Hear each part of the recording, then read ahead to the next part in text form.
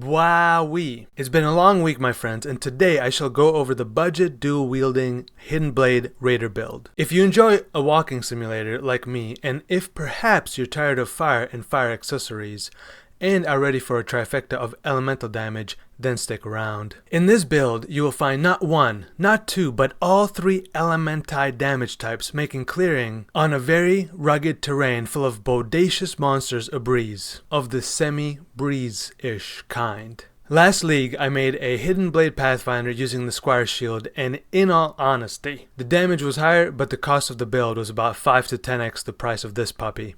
I knew I wasn't going to boss with this build and strictly focus on mapping. I've been running primarily abysses and expeditions, so I built it as such to achieve that. This time around, because of the 3.22 change, I am dual wielding the two daggers to get 2 unseen strikes triggering every half second. Along with wearing 2 Saga Trout of Lightness, I'm stacking as many abyssal jewels as possible, and that's where majority of my damage comes from.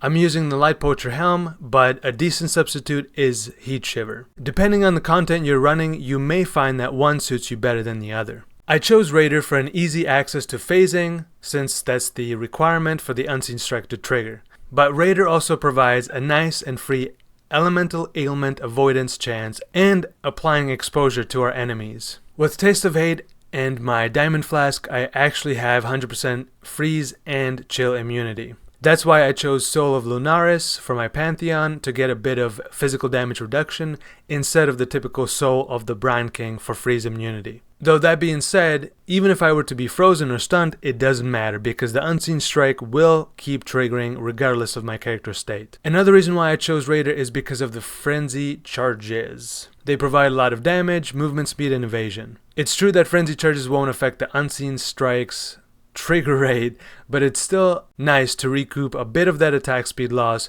for when I attack manually with Lightning Strike. From last video to this one, I upgraded some of my Abyssal Jewels, few gear pieces, and made some passive tree tweaks. I also got rid of the Anger Aura in favor of the 2 Explodey Heralds, and now I use Phase Run just for the movement speed because ideally I don't ever have to attack myself except for the occasional rare or a map boss. I chose not to use Dying Sun flags this time around because I don't think it's necessary, but by all means, go for it if you think you need it. Now, let's get into the gear section for a minute.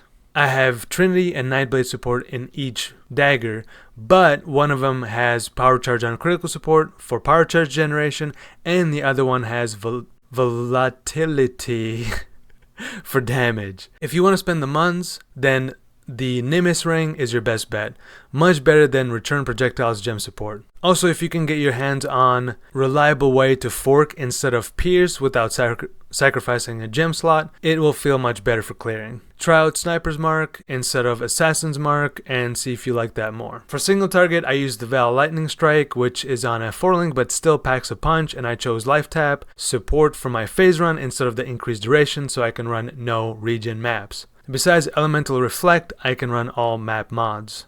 Honestly, pretty good mapper, but not a great bosser. However, if you want a decent walking simulator, this is it. There were many a times where I only had one free hand and I was able to play this build just fine.